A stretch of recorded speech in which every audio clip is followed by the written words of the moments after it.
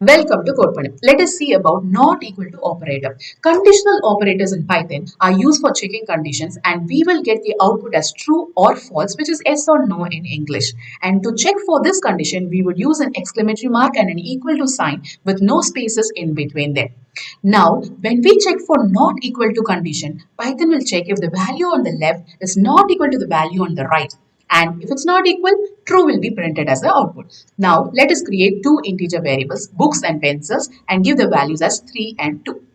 And now, let us check for the not equal to condition and print it. So, we write print, open bracket, close bracket, and put books not equal to symbol, which is exclamatory mark, and equal to sign, and then write pencils. Save the file and run the code. Look, true is printed as output because the value on the left hand side, 3, is not equal to the value on the right hand side, which is 2. To know more about conditional operators, follow or subscribe codePannu. And for now, bye.